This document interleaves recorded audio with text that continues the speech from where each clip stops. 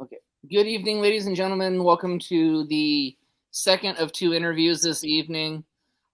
Yes, this podcast is probably one of the hardest working podcasts in all of podcasting history. That is a fact, not a spoiler. Yep. um, Tonight, we welcome our first ever from San Diego, an awesome promotion that we've gotten to know a little bit. He's some dude chilling, but I know him as Tyler. So let's welcome Tyler to the show. Nathan, always an honor. At least we can see more Thank than you. your forehead tonight. So I know. Nathan, go ahead and take it away. So, can you tell us a little bit about yourself? Sure. Like the name suggests, I'm literally just some dude chilling. Uh, Born and raised in the San Diego County here in California, right out of Balboa Hospital, and you know, uh, I just kick it every single day. I try to be very optimistic, try to look for the best in people, and I try to put my best foot forward, so to speak. I guess. So yeah, happy to be here. Very Very nice. cool. So, who were So, some of your wrestling heroes growing up? Growing up, that's kind of an interesting question because I feel like that always changes the older you get. But growing up, I'd have to say like Rob Van Dam, Stone Cold, Booker T, uh, Eddie Guerrero, definitely Rey Mysterio, and probably Edge too. Very nice. very cool.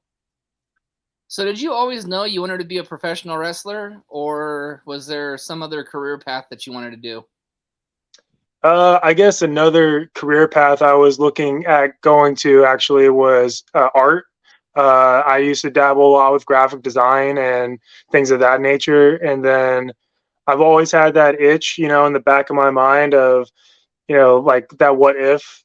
And I just decided to answer that what if question. And I signed up at San Diego Pro Wrestling Academy a few years ago. And I'm here living it. I enjoy every minute of it. Definitely happy I made that jump. Absolutely. So, for the viewers out there, what sets the San Diego Wrestling Academy apart from, like, some other training uh, facility?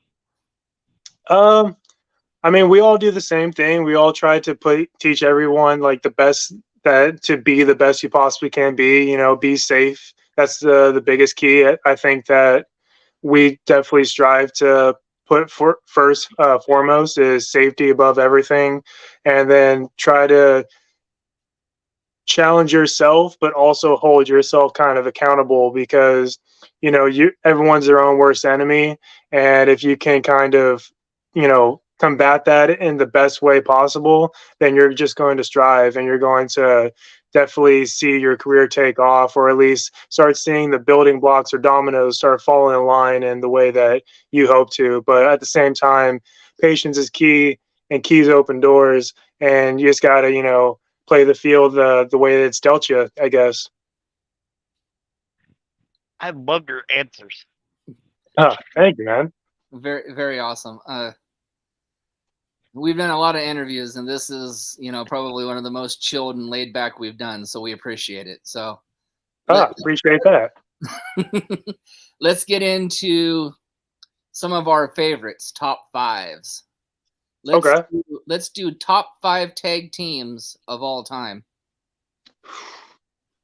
If I could be honest, first off, usually I'm not a huge fan of like top five questions, just because there's always someone great out there that's always going to be left off the map, and I'm someone who's very eclectic in a sense, where I take different inspirations from a whole lot of different places or people, and I always feel like if I do a top five, I'm always going to make it into like a top nine or a top 12 or something like that. But for the sake of the question, I'd have to say, you have the Hart Foundation, you have Tully and Arn, you have the Hardy Boys, you have the Dudley Boys, and then I'd have to say also, more as of late, I'd have to say the Revival. or FTR, because they've definitely been a throwback, and I feel like they're kind of what today's wrestling needs in some sort of sense, I guess. And and just to let you know, you can give as many answers as you want. Just because we say 5 doesn't mean, because believe me, a lot of people have given us like 6, 7, 8. Oh yes, absolutely. Okay. I mean, turn our questions around and make them yours, because after all, this is your interview. Yep. And like we said, we're wrestling fans first. So you know what? We learned from you. So whatever you want to tell us, that's what we're gonna do. I feel it. I feel it. Okay, go for it, Nate. So, Some Dude Chillin's a very unique name. Can you tell us a little bit about how you came to that name? Was it just based off of your personality, or? Uh, they've always said from when I've listened to podcasts from like Bruce Pritchard and people who've been in the business for decades on decades, the one thing I've always heard is the best wrestling characters or personas, they're like an extension of yourself. And I really am, just some dude chilling. I always try to be optimistic, and I'm always laid back. I'm a little bit of a wallflower, if you will. And the name itself, I guess, comes from when I was doing more graphic design, art, and helping work with people in the music field. And I always had that idea in the back of my head of I'm a very humble person. I kind of actually don't like to talk about myself too much. And I think that's where the name came from, is getting notoriety without people really knowing who you are. And I kind of turned that on its head for wrestling. Like, I go into a building, no one's going to know who I am. Doesn't matter what name I have. There's going to be like, oh, who's this guy? Who's this dude? And I guess I just flipped it to, I am just some dude to somebody out there, somewhere. And I'm a very chill individual. And I guess I just kind of, merged the two together, and I'm just some dude chilling. But the thing is, we're all some dude chilling.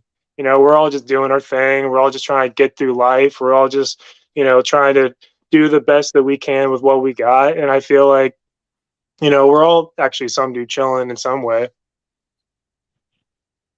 Yep. Very cool. I really like Okay. this. Before you answer this, usually I would save this for the end, but I'm like you. I go by what my feeling is, right? Yeah.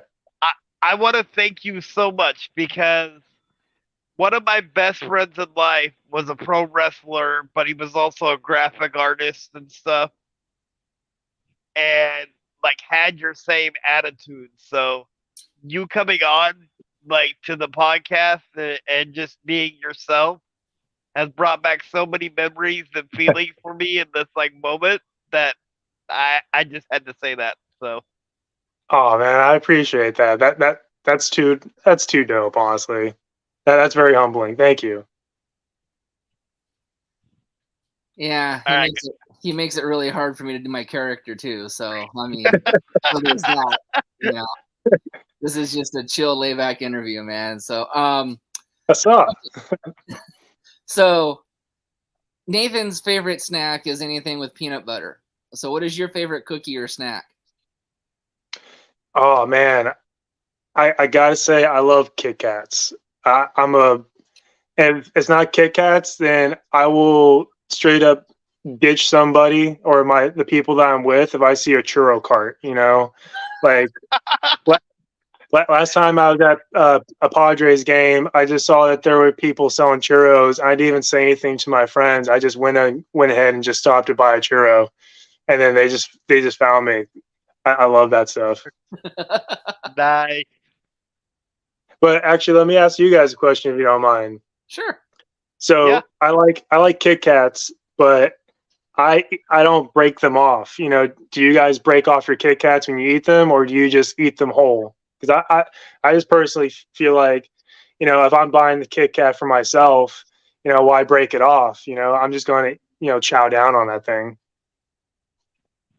I don't, but I don't for a reason, because I like to challenge myself, and I don't have any teeth. So I put Oh, no like the way. Kit Kat in my mouth and try to see if I can break it with just my gums and like the roof of my mouth and stuff. Damn, that does Yeah. sound hard.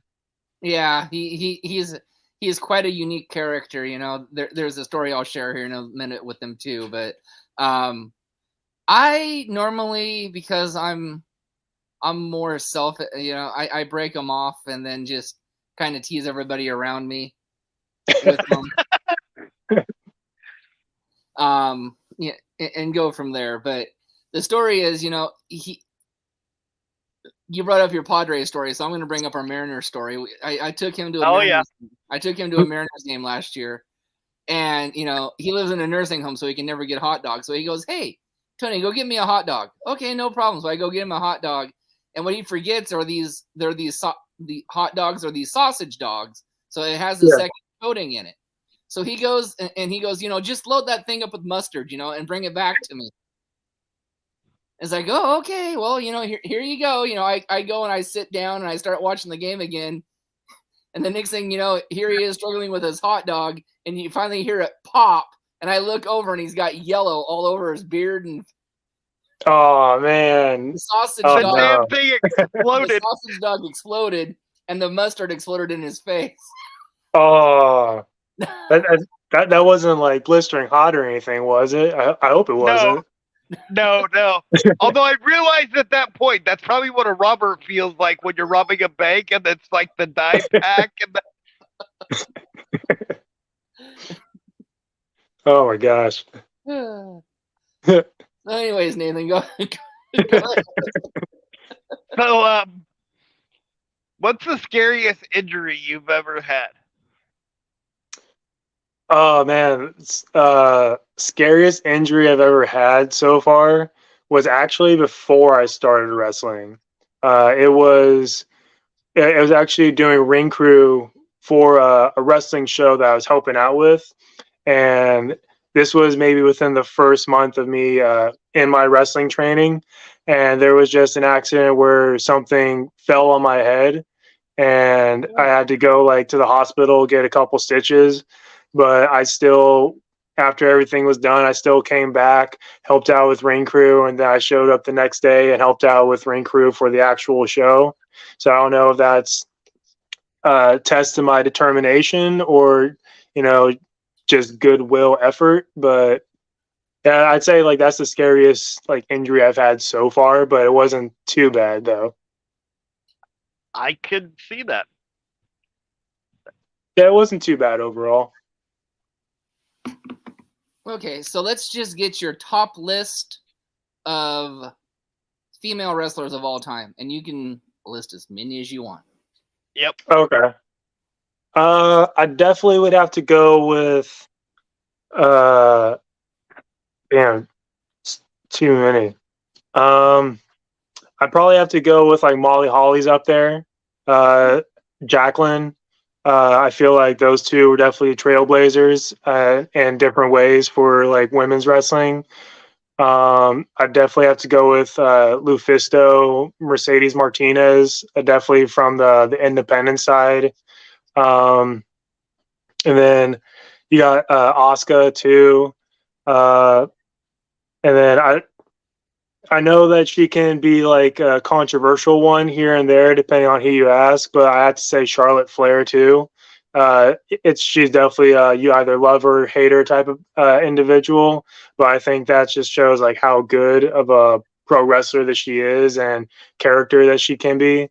And also I have to say like Stacy Keibler, and yeah, off the top of my head, like those are probably the ones I have to really just say. Yeah, those are probably like the best ones I got right off the top of my head, though. Very nice. And Stacy Keibler was just because she had legs, right? She knew how to use them. You said that perfectly. To be fair, though, she was a different like trailblazer, I guess, in a different way because she was like that diva wrestler, but at the same time, she would be able to if she had a job she had to do, she went in there and she did that job. And I don't remember hearing a lot of female talent, I guess, doing the same things that she did and doing it if the way that she did it, I guess, if that makes any sense. No, it makes perfect sense. So, who's the biggest name you wrestled that like the viewers out there would know? Not too many, unless like it's the local circuit. The biggest names I probably wrestled is uh, like Jordan Cruz. He's been in New Japan Strong. He's been on GCW. Um, I've been in like battle royals and rumbles with the Divines from up at Millennium Pro, and Brendan and Danny. They're definitely solid competitors, whether it's tag team or whether it's like singles. Um, I've shared the ring with Jude Is on a couple times, and it's surprising how like he for sure isn't like on a contract at this point, because he's really going places, and he's definitely one of the best in SoCal. That's for damn sure. Yeah, I mean, my career is just budding. Like, I'm only in the second year, like maybe a year and a half in. So I haven't had too many chances to share the ring with too many big stars that are out there currently. But I'm definitely getting there. I'm trying to, stack up my chips, so to speak. Very nice. Our third co-host, who had some big money moves to make, is actually a manager in Southern California. Although he lives in Washington now, so. Oh yeah, Big Money Dodge. I've met him a few times. Very nice dude. Awesome. Yeah. Yeah, very cool dude. I've seen him come to a few of our shows at the San Diego Pro Wrestling Academy shows, and I've seen him at a few shows just along the SoCal borders. Oh wow! Very cool. So he knows our co-host. Hopefully he's not listening. What do you really think of Big Money Dodge? Oh well, man. If we're really talking, he's a pretty chill dude. He's super supportive of indie wrestling, super supportive of pro wrestling. I got nothing bad to say about the guy. He's super cool. He's awesome. He really is. Yeah. We've learned a lot from him too with this podcast and everything. He's helped us tremendously. And his guy, and his guys are top-notch guys too. But anyways, let's move on. So in honor of Big Money Dodge, Southern California, but he wrestles in Southern California. So we're going to change the question. So, who are some of the independents in Southern California that you'd love to wrestle? Definitely Jude is one of them. A singles match with him, I think, would be pretty dope, and I think it would be a good styles clash. The demeanor that I bring to the ring versus what he brings to the ring, I think that would be pretty interesting. Another one would probably be like J2 Mattioli, also from the academy. He's been making waves as the playmaker. I don't know if you guys have seen it, but he does like a kind of a Knight Rider weekend type thing, and it's definitely very different. And I think it's propelling him to new heights because of that. I'd also probably have to say I've seen Paul London wrestling here in SoCal a little bit more. I think that'd be a pretty cool match. I met him a few times at Comptomania. Very chill dude. Brian Kendrick too. That's another great tag team from years ago. And there's probably the ones I could think of off the top of my head. Definitely the Divines, like I was saying. Those are. I haven't had a singles match with them yet, but that'd be a really good singles match. I think that I could definitely learn a lot from. And Ray Rosas too. Yeah, Ray Rosas is always very clean, smooth, and I feel like there's something he does different every match I see him in that I feel like I could learn from wrestling that guy. You guys would have a great dynamic too. Just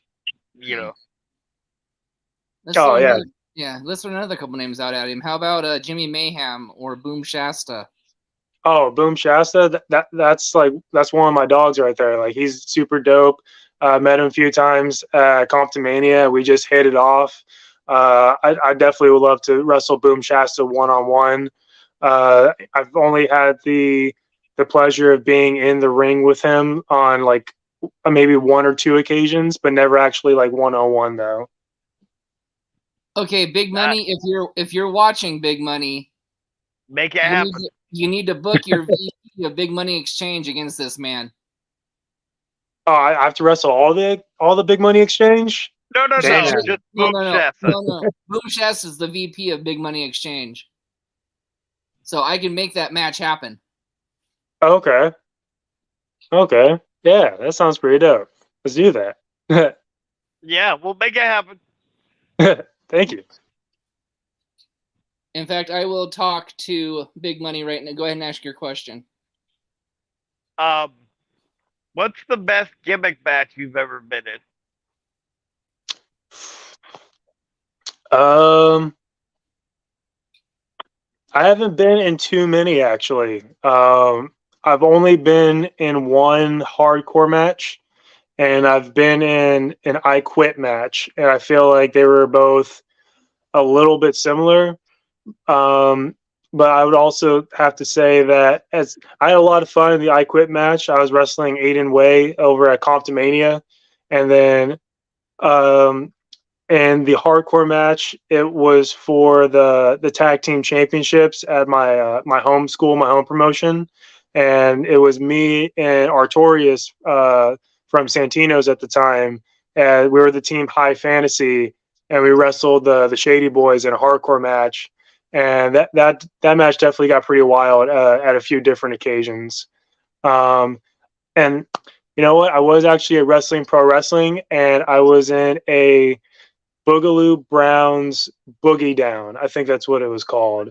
And the only way that you got eliminated by going over the top rope, but everyone had to bring in their own cardboard so that we could all break dance in the ring at the same time. That was pretty fun. I'd definitely like to do one of those again. That would be awesome to see. Yeah, those are the only three like actual like gimmick matches I'd say I've been in so far, but all great fun, all good, all very different in their own way. Very nice. Tony, you want to ask a question, or you want me to keep going? Just go ahead and take it for a second, will you, bud? Yeah. So what's the craziest crowd you've ever wrestled in front of? Craziest crowd, would probably be like, I wouldn't say that they're crazy, but wrestling in front of the Wrestling Pro Wrestling crowd, that was definitely different because, it's a definitely different show. It gives a different appeal for a fan base. And so you never know what they're going to get.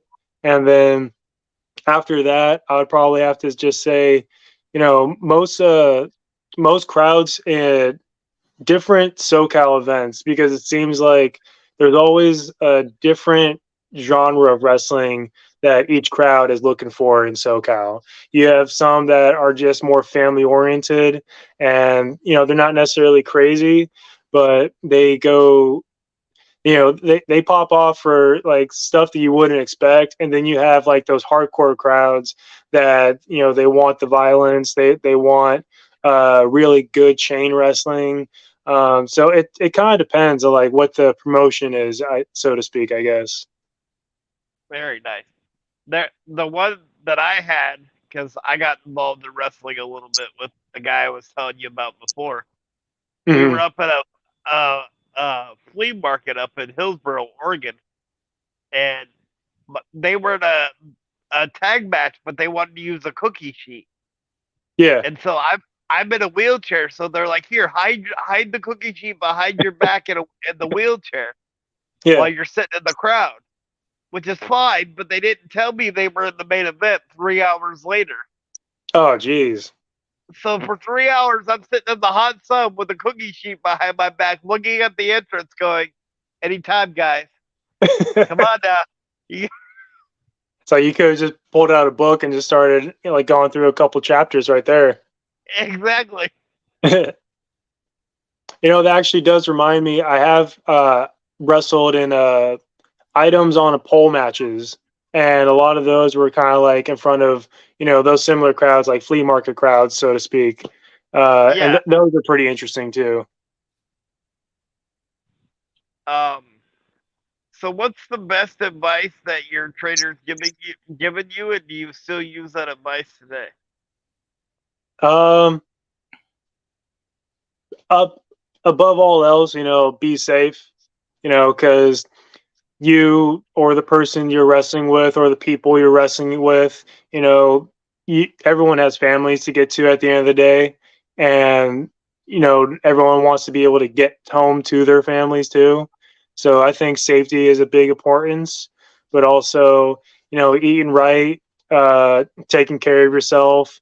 You know, as much as people want to go to train and go to the gym like every single day, you have to be able to look at yourself and be a little bit smarter than what you're passionate about. Not necessarily that, don't push yourself to get to where you're at, but you got to be smart and know when you got to take a break, lay back, just chill for the sake of chilling and resting.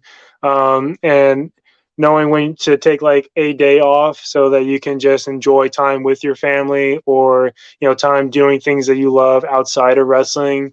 And then, right after that, push yourself because we're living our dreams, I guess, is how it's always been put. And if it's really a passion that you have and it's a dream you're wanting to attain, then it's kind of like how hard are you willing to work for that? And there's a lot of talk about, what are you willing to sacrifice for it and things of that nature. And one thing that I've always heard is don't just be happy to be here. I've heard that on the local level that I'm at. I've heard that all the way up to, the top level, the people that are on TV all the time. And it's the, but I almost look at it kind of like in a different way where if I'm not happy to be here, then I'm not obviously going to be pushing myself to want to be here and want to stay here. So I guess I start looking at it like, I'm happy to just be here because I'm living the dream that, my 6-year-old self wanted to be. I remember asking my mom when I was like 9 or 10, hey, what if one day I became a pro wrestler? And she would be like, I hate that. But, decades later, when I'm telling her, yeah, I signed up for pro wrestling and this is what I'm doing, it's almost like the gears have switched and then she's more supportive. And it's not like she's telling me don't do it, but, you got to make sure you're doing X, Y, Z so that you can do it, I guess. Right. Um, if you had a dream opponent from, sorry, Tony, did you want to ask a question? If you had a dream opponent of any genre anywhere, who would it be and why? I'll just steal yours. Fair enough. I would definitely have to say AJ Styles. Ooh, Yeah, I'd have to choice. say AJ Styles. That's definitely one of my favorite wrestlers, and definitely one of my consistent favorite wrestlers all the way from when I was about like a kid or like a teen all the way till now. He's never not been one of my favorites. And I think that'd be a pretty cool match to do. And just like that's a cool person to learn from. And then on the same spectrum, Rob Van Dam, that'd be another cool match to learn from as well, just because that's someone that I been told like that's someone that I kind of mirror in certain ways, and I would definitely love to have a match like that with RVD at some point if it were to ever happen. Yeah, I can see how people would say you mirror our RVD. Um, just with your kind of laid back, mentality, which is awesome. Um, Yeah. and the cool thing was I almost got to interview Rob Van Dam. I used to do a podcast with the original Pitbull, Gary Wolf. Oh, no way. Yeah, That's sick. it was. It was awesome. And we were this close to getting RVD until the executive producer, who was 16 years old, decided to take a 6-month break. Ah, And I was like, oh, come on, man, really? that's like the worst time. And Yeah. it wasn't me, by the way. No, it wasn't him. Um, so, uh, how did your finisher come to be? um, I guess I guess I have like two. Um, one of them. I do I call it the Outlaw Star. It's basically kind of like a springboard X Factor Nice. out of the corner, and I got that because one of my inspirations growing up was Sean Waltman, X Pac. Yep. I feel like he was definitely a trailblazer for a lot of wrestling that's going on today. Especially since he was still out there wrestling a few times in the last couple of years as well. And another, the other finisher I have, I call it the Thing. Just I'm gonna do the thing, and Yep. it's pretty much just like a reverse DDT. But I lift him up kind of like a reverse suplex, and then I drop him. So it's kind of like a reverse DDT, like slam, if you will. So kind of like the curtain call or the move that Devon used to use, where like you lift them up and do the reverse suplex. A little bit, yeah. Yeah. Oh, and then I also something that I started with a lot more. I don't do as much. I call it the chill pill, which is basically just a pinning move where I kind of get the guy a little bit balled up, and then I just lay him back on his back, and then he's kind of like crunched up. And I just call it the chill pill. Okay, I have to say it. Some of the best names for finishers I've ever heard. Ah, thank you, man. Appreciate that. I mean, everyone's got to take their chill pills, right? Absolutely. I All right, definitely. Tony, you're up. Oh, go ahead. Sorry. Go ahead. Oh, I was just gonna say, I think I have more fun with the Thing because I can just look to the crowd and be like, I'm gonna do the thing. It's a built-in catchphrase. It Yeah. is.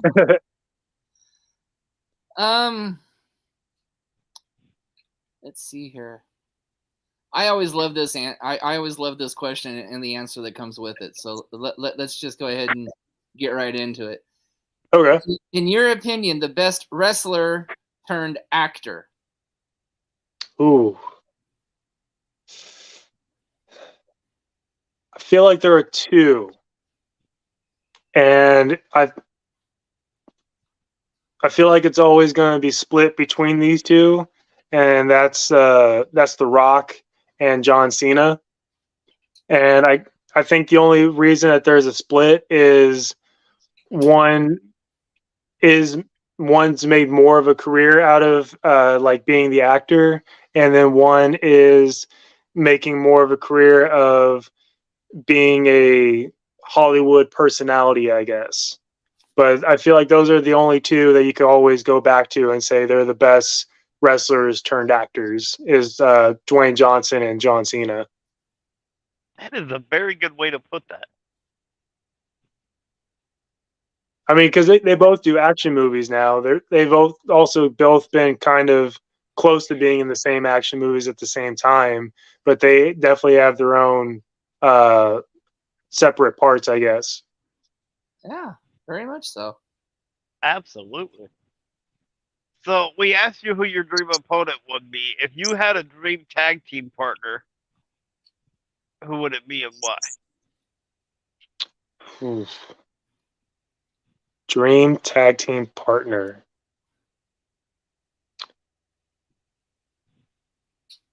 I'm gonna have to go with Dusty Rhodes on that one. Ooh. Ooh, nice. Because I feel like there's a lot of similarities between SDC and Dusty Rhodes in certain ways. Of no matter what you give us, we're always going to try and make it the best possible, and or we're going to make the best out of what that we can out of what we're given, and then we're always doing things for the people. You know, we're hardworking people. I may not express it or show it a lot, but I'm definitely a hardworking individual that can take a lot of brunt or gruff, if you will. And but I'll always persevere it. I always have that optimism. I'll always look down the road, and as long as I see a light at the end, you know, I'm always going to be fighting hard and pushing it. And I've always felt like Dusty Rhodes accentuated that as like, you know, the working man. And Mhm. I think that would be a cool like tag team partner. Unfortunately, it would never pass. But you know, if I were talking dream partners, I'd have to say Dusty Rhodes. Wow. Wow. I like this guy. Yep. I really do. Wow. Okay. Well, you're in luck, some dude chilling. Vince McMahon just called, and he needs ideas booking the next WrestleMania. What Okay. is your WrestleMania card? Oof. Are we talking all time or like what's going on currently? All time. What is your You can WrestleMania mix it card? actually. You can do current. You can do all time. Okay. I'd have to go with oof. Damn. That's definitely one to put people on the spot for sure. That's what my executive producer's good at. um Sheesh. I'd have to go. Now a lot of these are going to be random. I'll just say that. You Absolutely. know, I'd probably have to say Roddy Piper versus Seth Rollins. Ooh. Oh, I'd have to probably say uh, Goldust versus Aleister Black, or oh, yeah, Ooh. when he was back in WWE. yep. Yeah. I'd have to say Alpha Academy versus DIY versus the Hardys versus Edge and Christian. I feel like that'd Oh, be a pretty crazy like 4-way tag match, and it doesn't have to be like a gimmick match with ladders or TLC or anything like that. I feel like those four teams would just have a bomb like 4-way tag match. Woo. Um, Elimination Chamber was never at Mania, so we're just going to throw the Elimination Chamber in there. Um, I'd have to say Triple H, RVD, Eddie Guerrero, uh, Booker T, John Cena, and then I think that's 5. That's 5. yep. For the last one, probably I'd say Batista. Ooh. Oh, I, oh, I think that'd be kind of a wild, definitely a hodgepodge, but I think that'd be definitely interesting for sure. And then I was always a huge fan of Test growing up, and I feel like Test versus Karrion Cross versus oh, Gunther. That might Ooh. be kind of an interesting match. And actually, let's make that a 4-way. We'll throw Sheamus in there as well. And Oh, I feel oh. like it's just be like a lot of meat slapping going on, and Ooh. just like one big hoss fest. I feel like that'd be pretty dope. And then world's greatest tag team, Sean Benjamin, Charlie Haas. Let's get them with the Revival, FTR. And then, oof. Oh. Probably have to go with I think this might be a lot of people's dream match, but Charlotte Flair versus Trish Stratus. I think like Trish Stratus from like early 2000s, late 2000s. I feel like that would be a dream match that people would want to see. And then being put on the spot. That's pretty much all I got right now, I guess. That is a damn good card. Man. Somebody signed that card. I think you could you could sell like tickets at like $1 million a piece, and people would buy money to that car or buy tickets to that car. Yeah. Wow.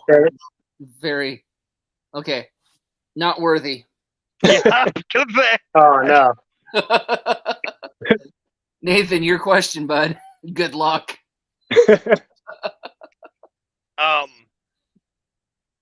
So I'm still trying to process that card. Whoo, yeah, I know. Tell me about it. So what advice would you give somebody that wanted to become a pro wrestler? First off, just do it, kind of like what I was saying earlier. If you have that itch in the back of your head, or that inkling, or you just have like that jitteriness of that, do I want to, that big old what if question. Just do it, man. Like Nike, just do it, because you're never going to know until you actually give it a good fair shake. And you may find out that you enjoy it, and that you actually are good at it, and it's things are coming easy to you, believe it or not. But also you got to put that work in. I feel like I through personal things outside of wrestling at the time, I wasn't giving myself that fair shake of really putting in the work, and really, eating well, and really trying to put myself out there, go to shows, help out, do ring crew with a bunch of different shows. And because those are a lot of the things that you just have to do if you want to try and get any sort of chance of making it, is you got to be able to willing to put your best foot forward and help out wherever you can. Opportunities don't grow on trees. You got to, sometimes I've gotten matches so far just because I happened to be there, even though I wasn't on the actual card itself.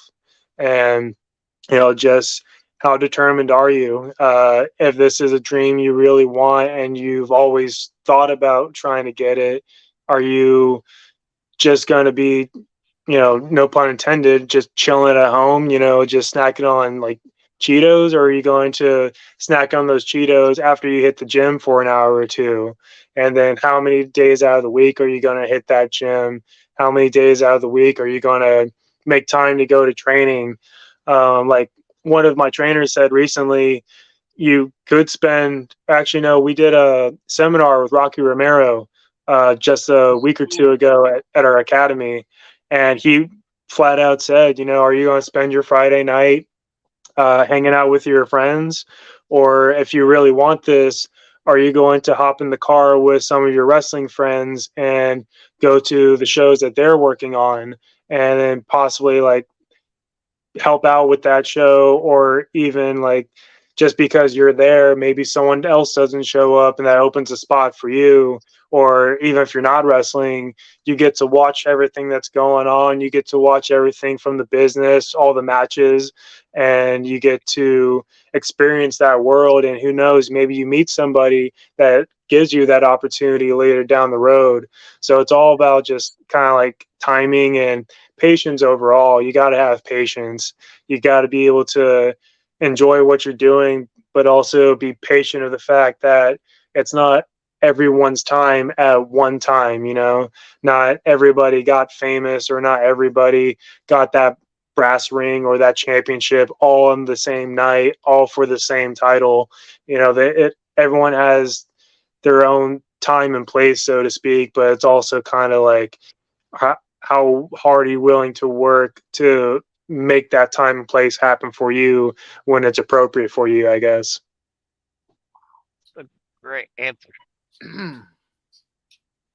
All right, I guess the dying question is, what is your dream promotion to work for of the major 4 promotions, AEW, WWE, New Japan Pro Wrestling, or let's say Impact, or even MLW? I think everybody can agree that they'd all want to work for the WWE because that was more than likely like what you grew up watching. For me personally, I feel like Impact would be a dream promotion.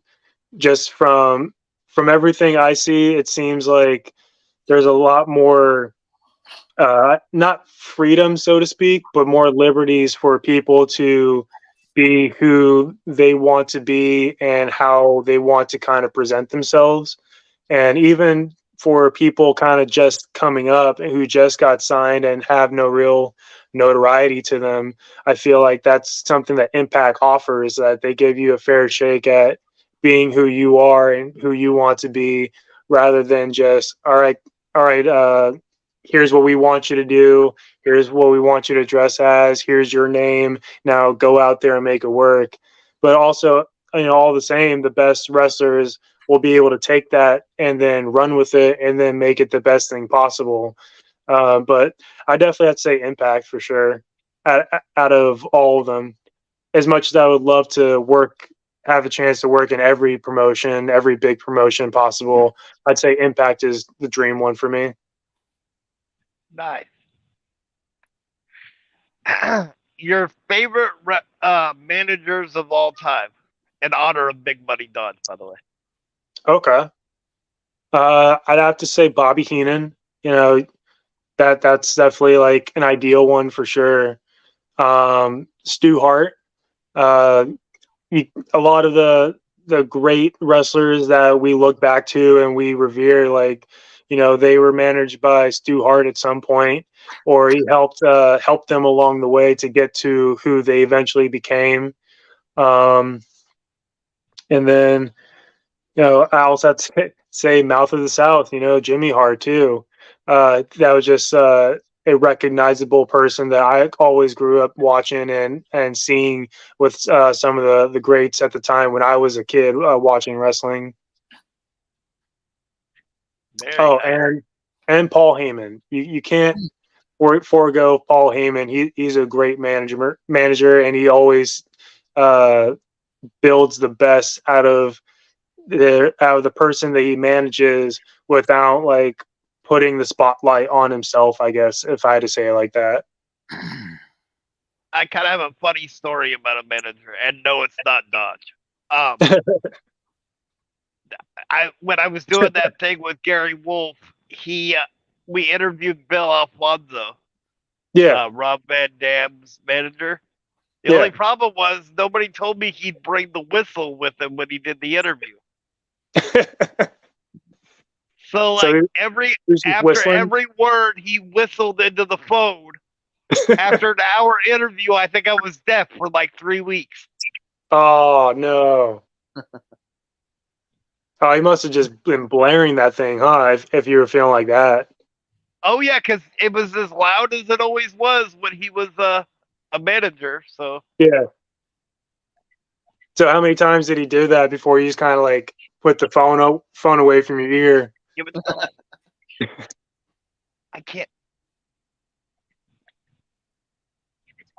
Yeah. So go ahead, Tony. I think I'm going to take this time to do our first little public service announcement. Now, I've looked on your Facebook, so this might be news to you. This might not be news to you, but a mutual friend of yours, sir, and of Nathan's and mine, dude, to the father of this individual, all you had to do was take the kid back to the police station. Yeah. All you had to do was take that kid back to the police station and give him back to his mama. All you had to do. And you chose to run like a coward and hide that child in Mexico. Dude, I hope they find you and they throw every book at you possible. Please, Amen. please, please, please do the right thing. Triple M, if you're listening, we love you, man. We're praying for you. We're praying for your son. We're praying for your family. Just how appalling for that to ever happen. As a father myself, I don't know what I'd do if my child went missing. Yeah. So. No, absolutely. It's irreprehensible. You know, it's awful.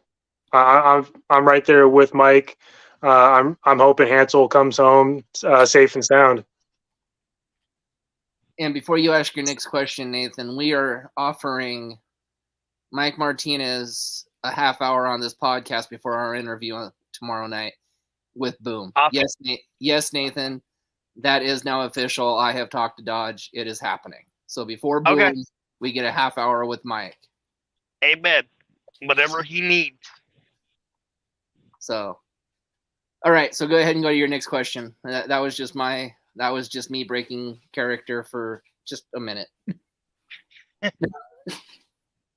So, if you could make, like, if the promoter came to you and said, "Let's make a faction," who would you put in that faction, and why?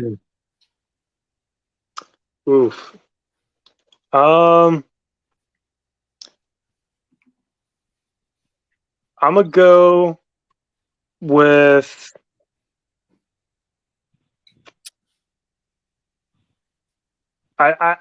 I know he has a faction right now, but I'd have to say Ray Rosas. Not that like I'm putting him in my faction, but if I could be in a faction with Ray Rosas, formerly known as Sexy Jesus, I think that would be interesting. And then to have, it might be kind of like an oddball, but I think it fits as well because he's such a good person. He's just, such a sweetheart. CJ Tino, that's another dude that's slowly coming up in the ranks here in SoCal. And that dude is a suplex machine. He's all about giving those deadlift Germans, Mr. 551. I think that'd be a good addition to the faction. And then I'd have to also say, Now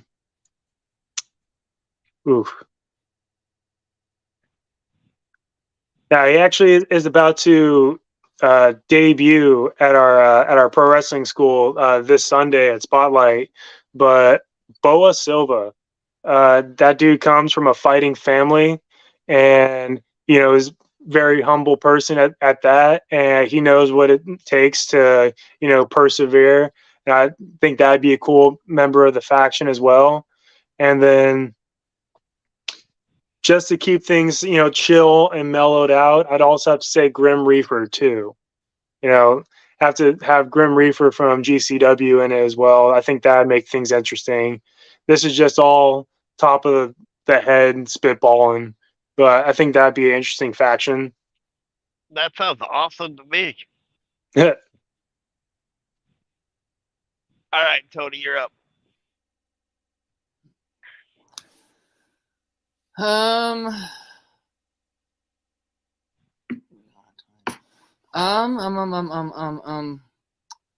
Okay, so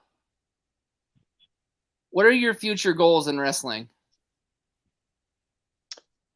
My future goals, this is actually something that when I first started wrestling, they asked this to myself and a couple of the other beginners or intermediates at that time. And I'd say they're still the same. Wrestle as many places as I can. I already mentioned wrestling in as many of the bigger companies as I possibly can. Be able to wrestle on different continents, different countries, and to get to a point where I feel like I know I'm doing something right when fans start making Funkos of me. Like I've seen that on like people ordering custom Funkos of certain like pro wrestlers, and I just think because I used to love action figures as a kid, I used to have like a whole trash can like that I bought at IKEA filled with action figures, wrestling action figures, and I always thought like that'd be a really cool thing that shows like, hey, I kind of made it in some sort of ways. Either I have my own action figure, or I'm bringing such joy to fans that they're taking their own time to make action figures like to resemble my likeness. I always thought like that's a cool goal to have. Got ya. And that is a good goal to have. Yeah. Championships are dope. Going out there and winning every championship is one thing, but I almost like Brian Danielson, I think, said one time, I just want to go out there and wrestle. I just want to go out there and just chill and show the kind of style that I bring, because I feel like people like seeing that stuff, and I want to keep doing it more. I definitely have fun doing it. So, where can we find you on like social media? Like Instagram, Twitter, all that. On Instagram, you could find me at somedude.chillin'. And then on Twitter, you can find me at somedudechill #1 N. I couldn't get the whole somedude chillin', so it's that last I is a letter 1. And then that's it. And then I also I actually have a TikTok too. I believe that's some dude chilling as well. I forget what it is off the top of my head though. I just made it in the last like month or so, because that's one thing that I've been lacking on and trying to get more on top of is promoting myself. Like I mentioned, I'm a very humble dude. I don't like to go out of my way to talk about myself, and I feel like that's something you kind of have to get past and do to if you want to make it in pro wrestling, because you got to be able to show off your stuff and show off what you do, and that's on, especially this age with social media, you kind of have to do that in all platforms. So yeah, you can find me on IG, you can find me on Twitter, you can find me on TikTok, and I'll just be there chilling, trying to hope that you're chilling too. Very nice. Okay, well, before you ask your last question, Tony, you know what I have to do. Uh-oh. In a little less than a year, we're going to be doing our own promotion down here in Washington called IPW, which stands for... sorry. I've never been good at geography. Leave me alone. So it's called Inclusion Pro Wrestling. Okay. And I would love if you're available when we do the show. If you would come down and wrestle for us, that would be amazing. Yeah, I'm up for that. And the first show is a benefit show for the Special Olympics. Oh, I'm definitely up for that. I'm always up to wrestle like charity shows because they're always going to be for good causes. I'm always down to help people out. So awesome. We'll definitely keep you updated. I appreciate that.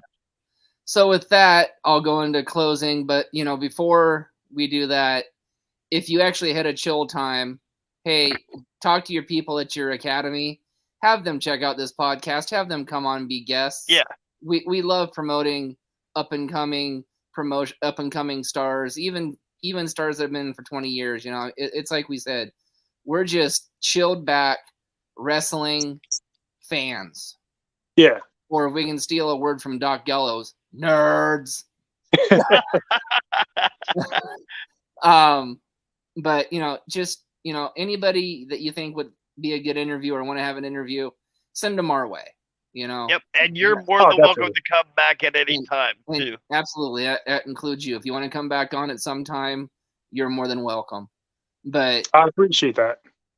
now it wouldn't be anything of me to not give the love to our co-host who is busy making big money decisions, big money moves. So, without further ado, Big Money Dodge, Big Money Compound. That's right. It's one and the same. He's making his own promotion, ladies and gentlemen. Big Money Compound, debuting in Pullman, Washington. What makes this wrestling school unique? I'm glad you asked. It's the first online wrestling school. That's right, ladies and gentlemen. You're going to learn the skills, how to eat, how to diet, how to manage your workout regime all online until he can get you a ring. How's he going to do this? It's going to be $25 a session, $150 a month, starting in the month of July. That's right. It's the month of July. And his first online trainer is a Southern California native, I believe a San Diego native, a 20-year veteran in the business. Yes, ladies and gentlemen, I said a 20-year legend in the business. Mr. SoCal Crazy. Oh, snap. That's dope. Yeah. And so if you're interested in extra training or just seeing what online training is, please look up Big Money Dodge on Instagram, Facebook, Twitter, Big Money Compound on the same hashtags, and help support the man's dream. Yeah, Absolutely. And I have to say this just because I wouldn't be myself if I didn't. Thank you, Tony, for channeling your inner infomercial. The only thing we were missing was an 800 number across the bottom of the. Well, trust me, if I hit a cell phone number, I'd flash it across the bottom of the screen and tell everybody, to call Big Money Dodge. Don't tell anybody I said that. Never mind. I'm going to scratch that. I can't scratch that. Never mind. It's out there already. Nathan, do you want to finish the last two sponsors? Yep. Our other two sponsors are the CARE program, which stands for Community Action Reaching Everybody. And to reach the lady that's in charge of that, you can look up Becky Bernhardt on Facebook. And then Bruce Nichols Painting for all your painting needs, pressure washing, and lead removal. And you can find him on Angie's. So, all right. So, for some dude chilling, for Nathan, and for myself, we'll see you guys next time. Keep chilling, bros. Yep. Yeah.